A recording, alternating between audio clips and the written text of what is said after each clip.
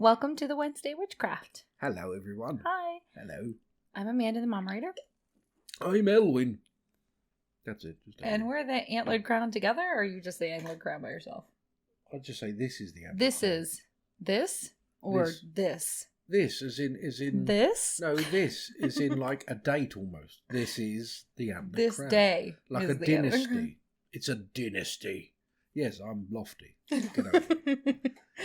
Well, today we're going to be talking about defensive magic, and always we do one Wednesday Witchcraft a month. You are free to suggest any kind of comments or suggestions for what you want to hear about next month below in the comments section.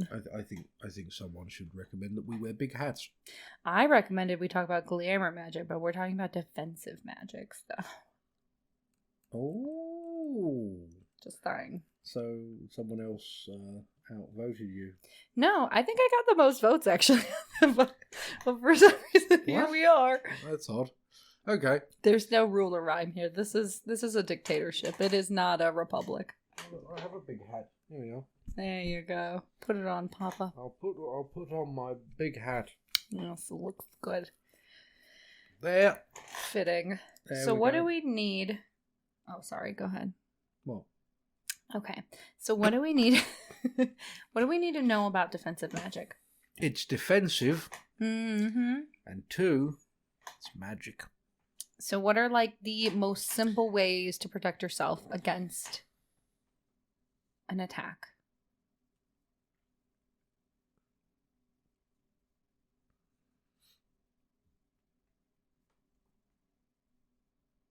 Move. Move. Is that what that was? What? I'm so sorry. I was just thinking of someone hitting you, like just swinging a punch. Cow. Probably move. You do move. Oh, I'm sorry. Doing like the Spider-Man thing. No, but for real. No, okay, for real. Honestly, Easy for me. is the preemptive measures. Okay. It is a lot easier to be safe than sorry when it comes to such things. Now, when we talk of defensive magic, it does sound very much like there are dark witches out to get us, but most of the time that is not the case. It is actually... I was trying to make it subtle, but you just looked at it, so never mind. Thanks. You were like, the eye contact was extreme. Most of the time, it's just forms of like stagnant or negative energy that people may bring into your home, or you may experience while Dirty out, that you may even fiends. bring with you. Yes. How dare they? Now, as we all know, salt is like a huge deal. Okay, Is salt used to be. Yes, it's rather. Salt used to be very expensive. All right.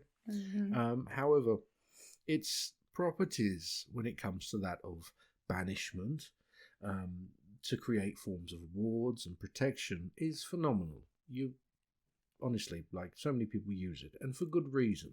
It is very good. Its virtues for that are impeccable. However, there are the certain herbs that are of a cleansing nature, well known and documented even for the Romans and the Greeks, for being astringent, not only good for health, but also, that is rosemary, lavender, naturally, Basil? pine. Basil is actually good, yes, but basil can be used in prosperity, drawing things in as well. Bay leaves? We're looking more of the bay leaves is, yeah, I suppose. I wouldn't use bay leaves for protective magic, to be completely honest with you. Some people use cinnamon, not me. I did say before iron. Iron is particularly useful. A lot of people think of it as a way of like counter-cursing, but it's good for protection as well.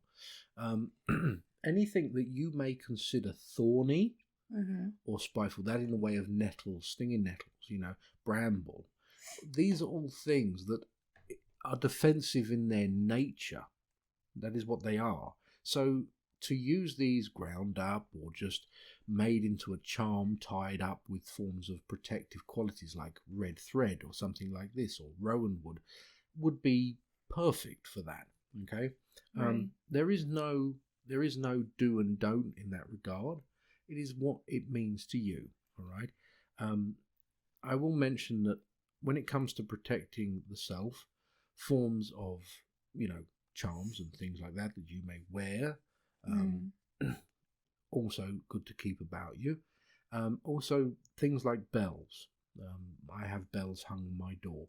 It's a way of breaking up energy that may begin to settle or try to manifest itself more broadly within the home if you hang it on the door. Every time someone comes in, whether that person brings something with them or not, it disperses.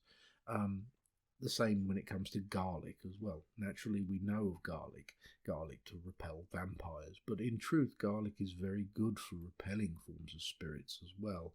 And that is hung by the door. A key that is hung by the door, practiced in ancient Greece. The reason why a key may be hung on the door frame is that it is of Hecate, and Hecate is keeper of portals and crossroads. So therefore, it is a blessing of sorts of keeping her in the doorway. These are very small things, but they could actually save you a lot of bother down the line. Okay, that makes sense to me. What are some ways to be alerted to ill intentions? We went through this on the thing. We did. Check out our podcast. Check out the podcast because we did. I went into it more in this regard, but as I said, I feel it in my knees. Mm-hmm. My knees feel stiff, creaky in this sense. I also sometimes have a feeling as though I'm on the top of something very high. That kind of weird vertigo-y feeling, as though like I'm wobbly. Like, woo. That often can happen as well in the forms of some kind of working, perhaps against me, or just energy that's around me that really shouldn't be. Mm-hmm. And ultimately, we all want an alarm in a sense, something that beep, beep, beep. But in truth, the only thing you can rely on is you. You being in tune with your body, your spirit, and that of your mind, and everything that it may entail in way of the ego. Being completely aware, understanding what it means to you and how to read yourself and energies around you and how they may work with you in that sense. And then investigating it, seeing where it leads you. Don't just jump to the conclusion that it could be this. Put that mundane first and just investigate it. Makes sense. Yeah.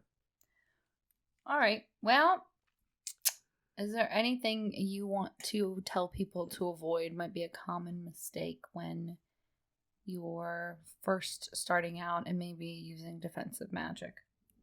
Not really. Okay. When it comes to defensive magic, try it out. Try it all. You can't be too careful. As I said, it will save you a lot of trouble in the long run. And that's why. And it's another reason why forms of protection and defensive magic are the first thing that most young or aspiring witches learn when they first come into their craft or trying to find a craft for them.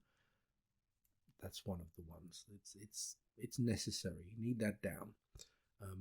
Even if you never actually use it in the way of against another practitioner to defend yourself, it's important to know. Makes sense to me. Well, you can find Owen on TikTok as Antlered Crown, on Instagram as The Antlered Crown, on Facebook as The Antlered Crown. You can email us for business inquiries or questions about our services at antleredcrown@gmail.com. You can check out our website at https://theantleredcrown.com. Don't people say www anymore? No, it's not a thing. Really? Mm-mm. Oh, bloody hell. All right. Anyways. But we love you. Love you all. Thanks for being here. Bye-bye, everybody. Bye. Jesus. Oh, God. No, we're done. Thank fuck for that.